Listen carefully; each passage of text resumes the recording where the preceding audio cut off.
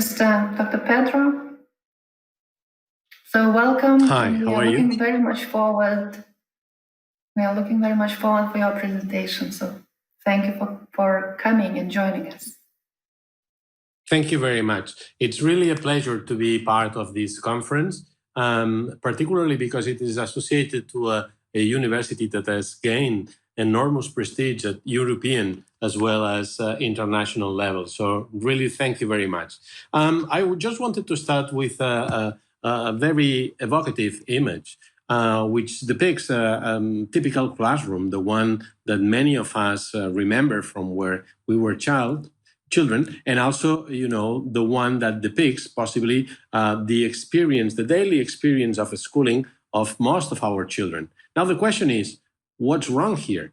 Why do we need to innovate in that particular context where we already know that things seem to work well? Well, look at us. I mean, we are not so crazy, right? Well, maybe one of the answers is that, and not only the only one, but one of the most important answers is that the external world, particularly the world of work, is expecting from us a different kind of citizen, a different kind of worker that exhibits a different kind of skills and competencies than the ones that traditionally the school has been prepared for.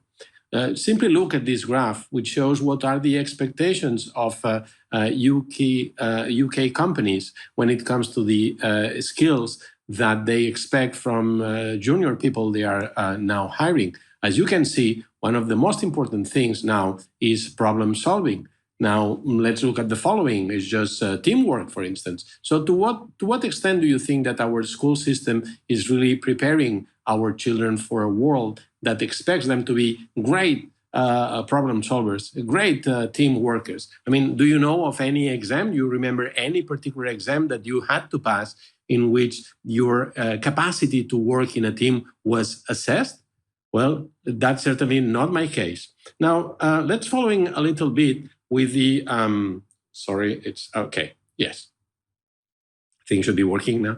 I mean, you may remember that, all over the world, there are ongoing school reforms, most of them changing curricula. Also, the more difficult ones are related to the changes in pedagogical methods and methodologies. Now, I think that many of those reforms take into account the fact that we are used to use schools to provide children with the answers that they have to remember to solve problems. But as a matter of fact, nowadays world requires that we teach them how to address problems because the amount of information that is already at their fingertips doesn't cease to increase. So it's much better that we focus on what we call certainly these transversal skills. Now, what's the way of doing this? Well, and what's the role of technology? I would say that from the perspective of UNESCO, technology is not per se an indication of change. It's just a window of opportunity to do things differently. Let's look, for instance, at this image. You may remember, maybe the ones very old will remember a time where this kind of device was still used in primary schools. I mean, rather than paper and pencil. Well, look at this picture, and now look at this one. Oh, yes, seems to be coming. Sorry. No, sorry. I'm having trouble showing you the different pictures. Wow. Sorry. I'm going back once. Oh. Sorry, I'm having trouble with this device. This is the image. Yes, and this is the new one. So you can see the differences. Well, in many respects, it looks like a similar device that is now allowing to do other different things maybe. But to what extent those devices, those new devices are going to be used to do different things or to work in schools differently? Now, let's look at this, which depicts clearly the enormous amount of educational applications that have been used after the pandemic. I mean, you can see that there has been a rise, 90% in terms of educational use of applications. This other slide shows you to what extent, I'm sorry, I'm having trouble with, sorry. Sorry, it's quite difficult because my cell phone doesn't seem to respond so quickly. No, sorry. Sorry again. Well, here is the image showing you which in 3 different countries, the United States, the United Kingdom, and Japan, have been the most used applications for education. And as you can see, the most used ones do not really present us with the challenges of simply going forward in terms of pedagogical changes. I mean, the one that many of us, including myself, have been used most is an application, very traditional one, to better learn foreign languages. So is that really a pedagogical change? Well, let's look at one short video coming from Brazil that depicts to what extent the massive investments in technology do not translate into real opportunities to work differently in schools. Que ruído. 2 vezes 1, 2. 2 vezes 2, 4. 2 vezes 3, 6. 2 vezes 4, 8. 2 vezes 5, 10. 2 vezes 6, 12. 2 vezes 7, 14. 2 vezes 8, 16. 2 vezes 9, 18.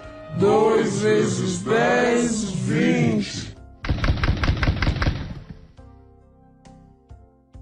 Prezada professora, é com satisfação que eu lhe informo. A partir de hoje, a sua escola será moderna. Faremos Let me uma translate transformação, quickly. professor. Vamos What instalar this novos manager says is equipamentos that para permitir que starting a escola tomorrow, possa ser your moderna, school ou is seja, going uma to be escola do modern. futuro. We are going to invest As a lot novas in technology, tecnologias podem so you are going to be proporcionar projected uma educação into por the future. excelência. Você não continuará dando aulas com a tabuada antiga, vai poder utilizar ferramentas modernas. Peças de menor importância, mas construídas que são necessárias em certos atos necessários. 1 week after.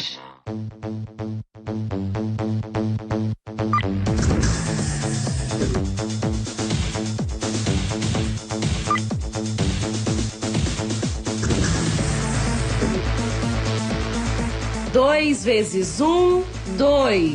2 vezes 2, 4. 2 vezes 3, 6. Well, as you can see from this video, I think that the massive investments that particularly during the second part of the past century and also the beginning of this century were done in order to have more technology in the schools didn't translate into major pedagogical changes. I mean, if we use the massive investments in technology just to keep doing the same, we will have exactly the same type of a school, but with an increased cost. And I don't think that this addresses our problems. I think that the technology we need has to support pedagogical change. And this is an example, the well-known model of the flipped classroom is an example of to what extent an innovative use of technology can really provide opportunities for teachers to do different things in the classroom. In the model of the flipped classroom, the lecture is always available under a multimedia format to students while they are outside the classroom. That could be at home, for instance, and that liberates, that frees the teacher from the pressure of transmitting content. So when teachers and students meet in the classroom face to face, instead of simply having a transmission of content, they can do completely different things, exercises, problems, develop projects on the basis, assuming that students will always get access to lectures in applications such as YouTube. That's just an example, but I think it's really an indication of to what extent an innovative use of technology can really help us to do different things in school more in line with the expectations. But also, I mean, other than, increasing, so to say, or modifying the opportunities for pedagogical change, it is true that technology can also bring added values when it comes, for instance, to the possibility of having personalized instruction. And that's based on the massive use of a school platform on which students work, and all the work they do, not only the content and also the outcomes they are producing, but actually all the activity that they carry out while studying is really analyzed by the platform, and the platform itself can provide each student with a personal itinerary when it comes to what kind of activities are more in line with his or her needs. That's what we call personalized instruction. Of course, all this means that we need to evolve, not only in terms of thinking massively in the devices, but more on the applications that schools can benefit from. And also, and I think that this is a very important point as well,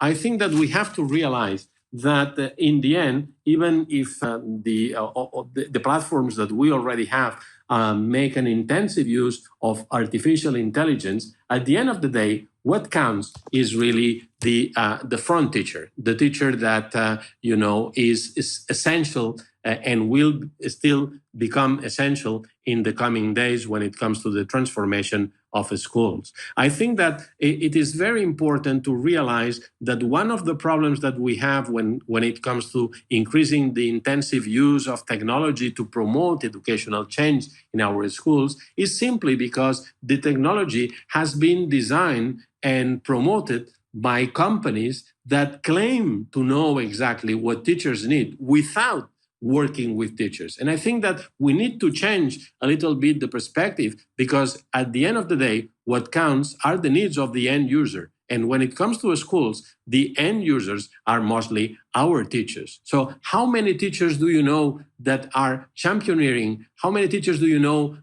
who are really leading IT companies to develop educational applications that are really in line with the needs of schools, students, and of course, teachers? In my view, the few applications that I know that have been designed by teachers usually are not really very, I would say, very commercial in terms of providing them with massive opportunities of earning money. But certainly, they are very much appreciated by teachers. They may not look very 21st century, icons and all that, but they are very useful because they respond to the needs of our teachers. Let's look at just one particular example. If you look, for instance, in many countries, particularly in Latin America, where I'm based now, I mean, what's the number one problem that teachers have? It's not about really the use of technology. It's more about discipline.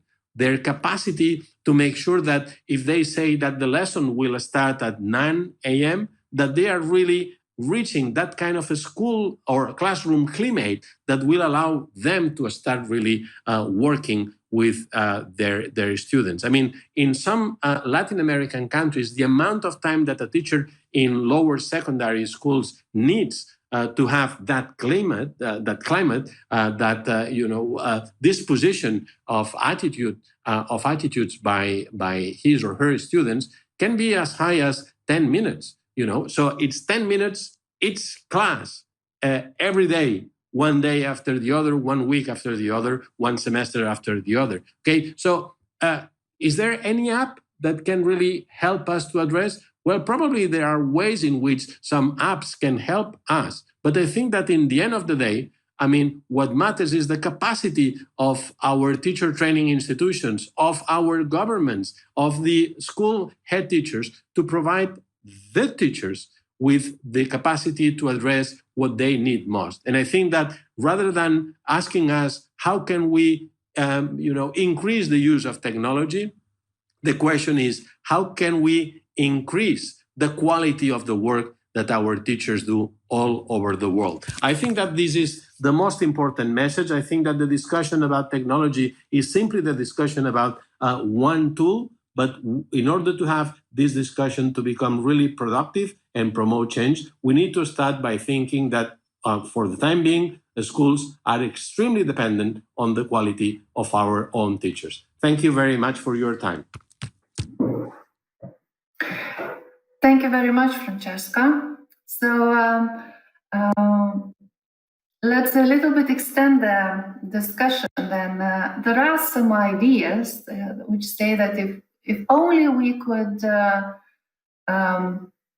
create enough smart artificial intelligence algorithms, maybe we would, the learning would less be dependent on the teacher's capacity. How would you respond to that?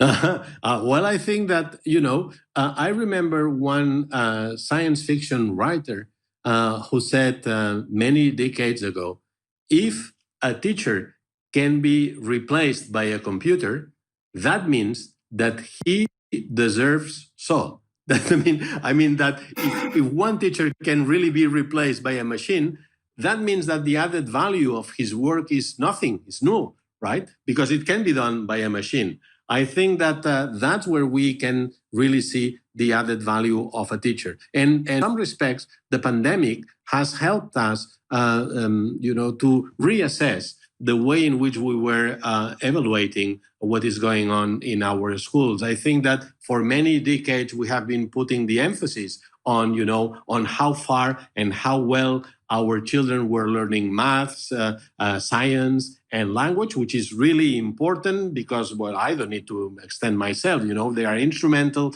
but they also have, an immense capacity of promote economic and social development as well in the country. Now, with the pandemic, we have realized that what our children are missing most is the personal contact of a teacher and of their schoolmates. And I think that this is really where the value of the teacher resides, in all those very important aspects that we hardly measure in our national or international evaluations, but that really help us to become better human beings. So I don't think any machine or algorithm will ever replace that, that candid, that warm human contact that, as a matter of fact, makes us more human.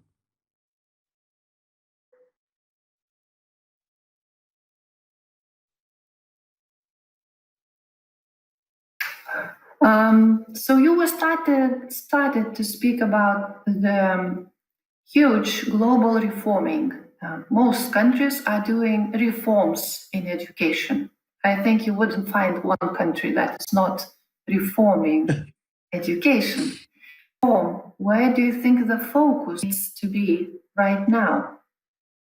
Yes, I think that, well, if we are talking really about now, meaning in the midst of the pandemic, I think that as I said, that the on the one hand, the socio-emotional aspects of education have been neglected in the past. I think that we have considered the school too much to be the instrument of developing capacities and skills that have economic value, right? And instead of putting the focuses on what really makes us human, which is, I think, all the kind of values and attitudes, for instance, solidarity. Okay, do you know any particular national assessment or international assessment that looks into the development of values? Well, I think that this is really difficult because, you can only assess the values of an individual or the attitudes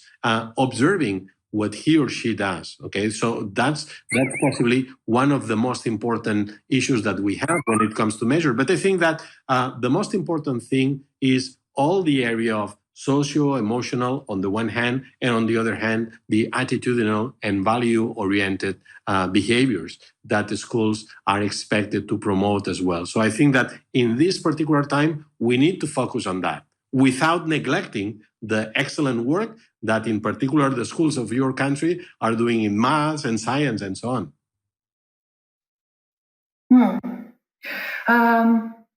One more question then from you said, so in terms of this technology being so overwhelming and addressing so many things, both at school and education and in learning, But how is the teacher's education need to be focused or refocused to meet those challenges? What are you seeing in around the world?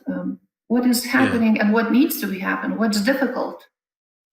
Yes, absolutely. I think that I would say that worldwide, we have a gap when it comes to what we expect the schools to do. And then, so the work that we expect teachers to carry out in schools, and the way in which teachers are prepared in our teacher training colleges or in our schools or faculties of education. I think that in some countries we have already seen some indications of change that put a lot of emphasis on the fact that teachers, the only way in which they can really become excellent professionals is by learning to an experienced teacher. So all the induction processes, all the practical training that can offer schools has to be really used at its maximum potential. And that means that we need to shift our perception of what a teacher training college should do. Instead of sending our prospective teachers to universities, we should be sending them to schools and to learn next to a very well experienced teacher, and then go 1 or 2 days to the university to really interpret the practices that they are faced with when they work with these experienced teachers. I think that this is the only way by which we can create professionals that really match our expectations. And on the other hand, I mean, it's really paradoxical that at the time when we expect the schools to be, in the 21st century, we look at the way in which technology is used in teacher training colleges. And, well, in most cases, you will see that the use of technology is just one subject, either 1 or 2 hours a week during a semester, and that's it. Rather than, looking at a teacher training college as the more I would say, advanced faculty in the whole university, where other teachers, other instructors from the university will go just to learn how technology can really empower professionals that, consider that the values and the attitudes are the most important task they have. So I think that, we need not only to invest more in technology, but really cooperate more with teacher training colleges to make them aware that we need them to be the vanguard of the 21st century when it comes to teaching and learning. And that nowadays represents also a more intensive use of technology, because otherwise those changes in terms of, flipped classrooms, personalization of learning will never happen if they are not used already in teacher training colleges. That's a big call, especially in the pedagogy of teaching teachers. That's a big call. How can that be a collaborative? That's what you are calling. Thank you for really stressing that. We have a question from the audience, and our listener one is saying UNESCO is calling actions to reach children in poverty in times of pandemic. What is your advice to the national governments for education in that area? Well, I think that the empirical research over the past 2 decades has shown that there is a very strong link between poverty, and particularly children's and families' poverty, and the lack of educational development. So rather than thinking that the only way to promote a better education is to invest in education, we have to realize that there are prerequisites for a good education. And those are not inside the schools or inside the classrooms, but rather outside. When a child comes into a classroom, he or she comes with all the background that his family or her family is providing him. Okay, let's start with the first thing. Is that child hungry? Because if the child is hungry, nothing is going to happen during the day. He's going to fall asleep possibly many times during the day. Okay. Is the child really being taken care of by her mother, her father? Are they really caring socio-emotionally of his development? Or is he living in a violent context? I think that those contextual conditions are very important. So UNESCO is calling not only to operate on better schools, better classrooms, better teachers, but also, on the overall conditions of living of our children. And the best way to promote a good education is to start by eradicating infancy's poverty. You mentioned you mentioned that a little bit already, but maybe you could expand that, because we also have a question from the audience about the place of emotional intelligence within education. How do you see the technology, the availability of various technological solutions and this emotional intelligence? How is that connecting in education? Maybe you already have some good examples that you might share with the audience here. Well, that's a difficult one, because usually, when we use the technology, it's more for, I would say, creating learning environments that put the emphasis on learning objectives. So several outcomes are expected. But we should recognize that during the pandemic, the intensive use of technology has also raised the question among teachers about in which ways they can use technology to make sure that they provide that kind of socio-emotional support that many children are in need of. Just to give you an example, some UNESCO and World Bank data have demonstrated that possibly around all over the world, I don't have the particular data for your country, but around 2/3 of children in school children have experienced some kind of stress, that comes from the lack of experience, their own experience, not only to work with technology, but actually to get used to the way in which they relate to their teacher. But actually, some of them have experienced also some degrees of anxiety, demonstrated by the fact that they are really alone at home, no matter whether they live with a family that really cares about them. But the fact is that school children are in need of a very intensive socializing period, right? And so, are there applications that can really address that? Well, I would say that the most important set of applications are the social networks, right? And I think that when it comes to schools, I have seen many examples, even in the poorest countries of the world, where they are using very well-known social network applications just to keep, an informal contact with the school children, just making sure that as they would have